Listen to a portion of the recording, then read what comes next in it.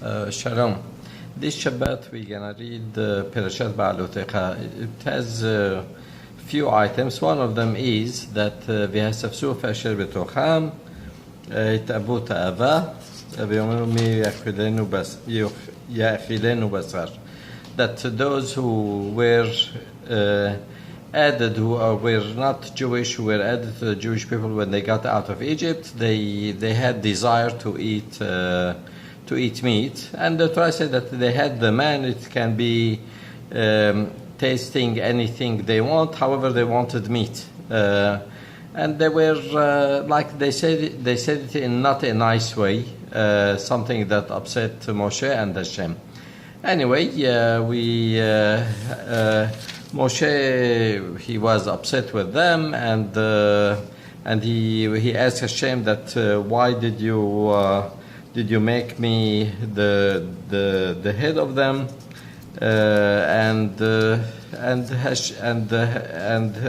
he said that he doubted that if he can provide for them all that meat, and Hashem told him, Hashem tiktzar, that is it anything difficult for me? And then he told them, which means that get ready for tomorrow and you will eat meat. And Rashi said something interesting. He says, that get ready for bad thing.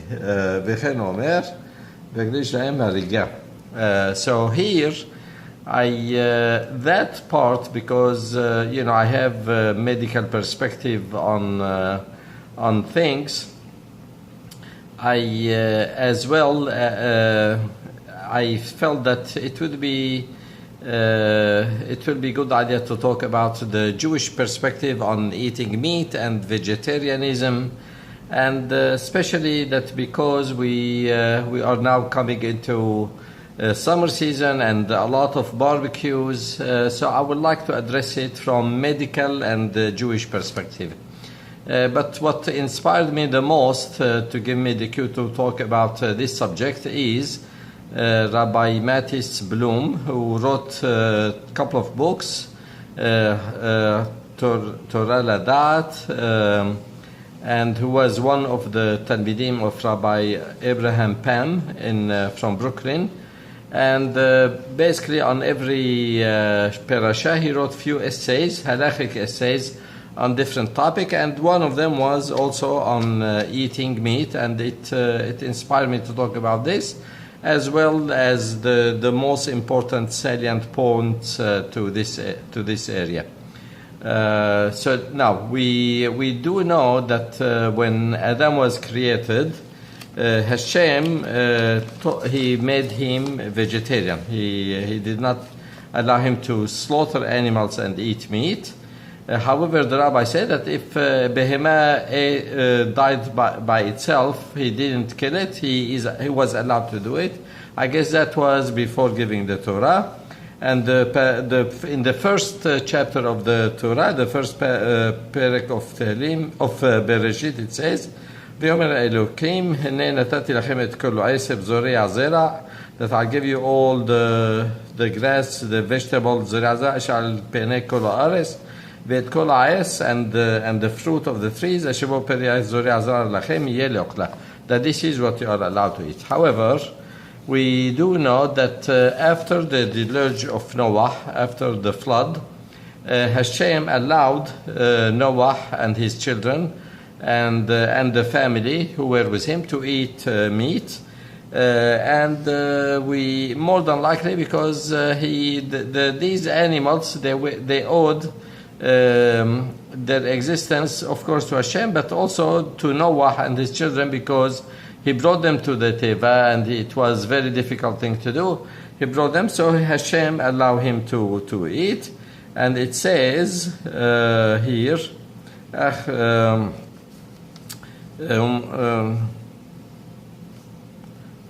כל רמס אשר הוא חי, לכם יהיה לאוכלה, that the animals you can eat, כערק עשב, like vegetables, you can eat animal, נתתי לכם את כל, I give you everything. And he said, "Ach basar benafsho damo lo tochelu," you can't eat blood. It is well-known fact. Well-known fact. So now, what is really the Jewish attitude to eat meat? I mean, there are some people who are that they are like purists. They don't want to eat meat at all. However, the bottom line is that we are not allowed to eat meat if somebody is onen, lo alenu. That's why he had a dead person before the burial, because it might delay him from burying the dead. Ben Sorer Moreh, he cannot. Of course, it has to be slaughtered. Meat has to be slaughtered in the right way, and it happened to be that the Jewish way is the most humane way to slaughter an animal. It has to be without dam, and we have the dinah of the laws of meliha, and to soak it, and of course we have to do beracha, and we are allowed to eat it. So we have it, the Torah does not prevent us from eating meat. In fact, in some instances, people, some authority, they say that on Shabbat and Yom Tov we should eat meat, because that to be happy it should include basar and yain, meat and wine. And basar, it can be fish or off, but the mitzvah min mubhar, the best thing is to have from lamb or cow, the real meat. So, however, Harambam's idea is that we should minimize it, and he said, however, that on Shabbat it is preferable for somebody to eat meat. However, it is not mandatory for any reason, for health reason or for any reason. So basically, this is the attitude of Judaism towards eating meat. It's not like Hinduism that you are forbidden, especially the cow. No, we are allowed. In fact, the Torah in Parashat Re'eh, it says that if you have large land and you became wealthy and you want to eat meat, of course you can eat meat, and with the condition that we mentioned above. Now, so what about how about the eating meat from medical perspective? Is it healthy? It's not healthy, because every couple of years the medical community come with a different theory. So clearly I do not have the last word. However, I have an updated report on what is the scientific and the medical perspective on eating meat. The bottom line is, which is common sense, is in moderation it is good. It is not bad. In fact, it can be good, and we are talking about red meat. Red meat and lean meat, by definition, it means that 95% is red meat. We have to trim the fat from it and then eat it. And it does have few benefits. Number one, it is very rich source of protein. Probably the richest source of protein is lean meat. Also, it does have vitamin B, and it has also iron. So for somebody who does have anemia, especially iron deficiency anemia, like a lady who bled a lot during her menstrual cycle, and or somebody who did have malnutrition, if they eat red meat, that would be a very rapid way for them to rebuild their iron supply and increase the hemoglobin. However, so these are the benefits. However, it does have disadvantage. Number one, there is no question that eating a lot of meat is associated with high chance of colon cancer. That particular cancer is very, very rare in India, where they don't eat meat for various reasons, economical, because they don't have the money for that, or for religious reasons. The other thing is that not only colon cancer increase with eating meat, other type of cancer, including lung cancer, breast cancer, and bladder cancer, is associated with is more prone to in people who more common in people who do eat more than average amount of meat. Furthermore, and probably this is more important than cancer, is that the meat does have does have high cholesterol. It does have saturated fats. Both of them can cause a cardiovascular problem that are really more of a problem to the health and to the health than the cancer. So the bottom line is that moderation is in order. Now, because we are coming to the summer season and there is barbecue, July 4th weekend is coming, and all the summer, a lot of people do eat barbecue and they grill the meat. Here I have a few words of caution. That is that the grilling process increases the chance of developing cancer from it. I mean, I don't think anyone should lose night's sleep over this issue, but it would be silly if it's not taken in consideration.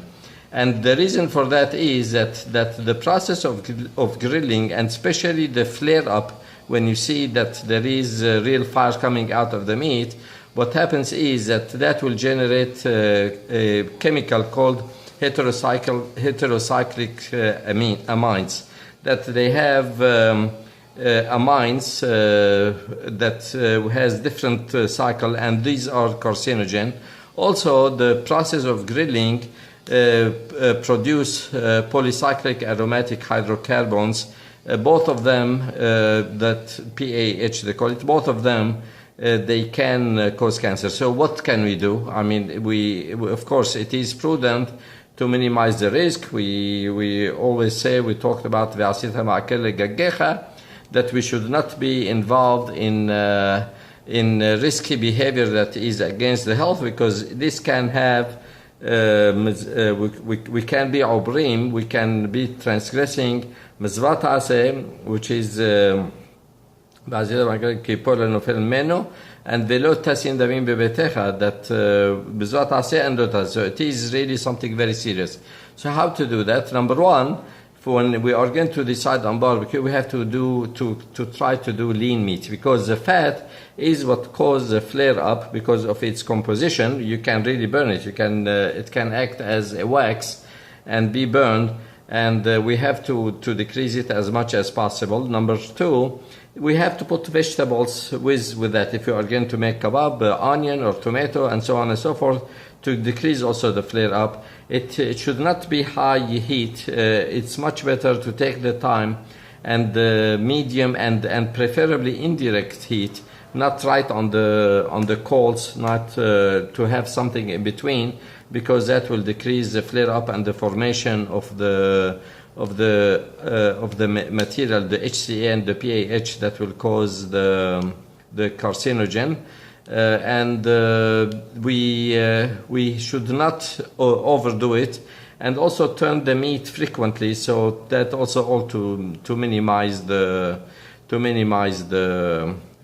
flare up.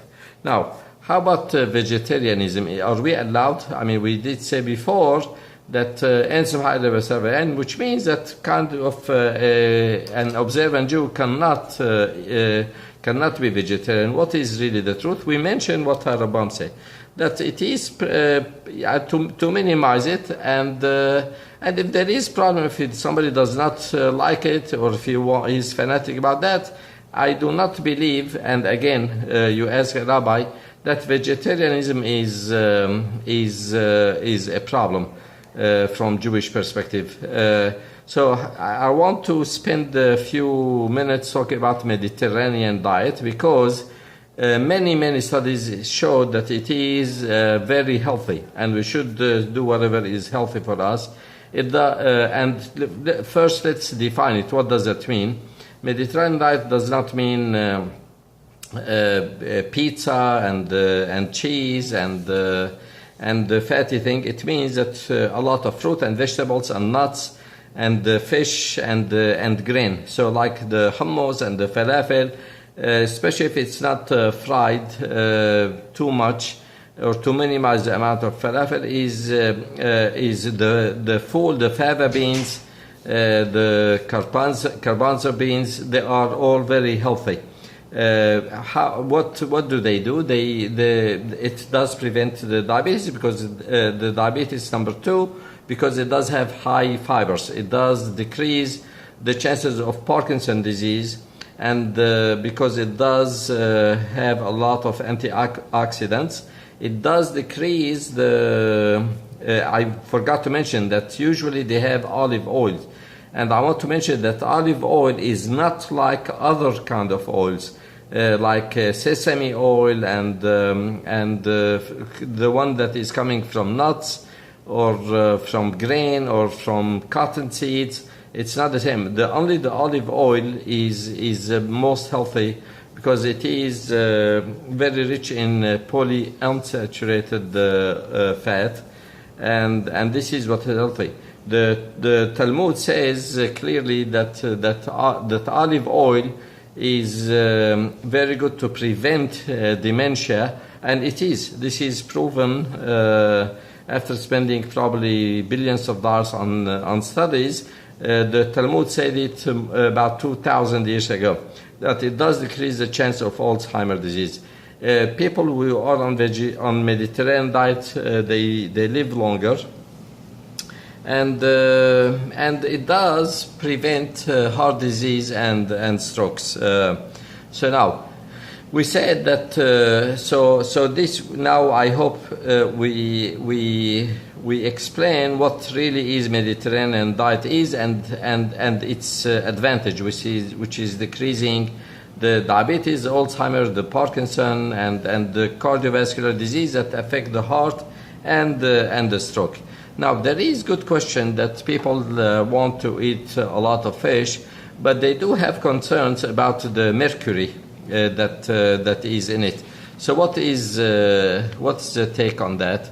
We do know that mercury, that if somebody eats in brief less than 12 ounces of fish per week, it is perfectly fine. It is safe. Fortunately, the type of fish that we are allowed to eat it has lesser fish than other. Like the sharks, the very big fish, they are much more rich in mercury than those that we eat. So now let's summarize what we talked about. Number one, the Judaism has always has sensible flexibility on what to eat and what not to eat. To minimize the vegetarian, to minimize eating meat is highly recommended. It does decrease cancer and cardiovascular disease. Vegetarian diet is good, especially the Mediterranean type of diet is very good. And we talked what are the kinds, which is basically what we eat, a lot of salads and grains and fish, and mainly olive oil. And we talk about what are the advantage. The fish is very good. We have to be careful. We have to be not to eat more than 12 ounces because of the mercury. And we talked about the proper way of grilling the meat in this coming summer season. So I hope that we have good practical advice on that. I wish you Shabbat Shalom, and for those who are coming from Brooklyn,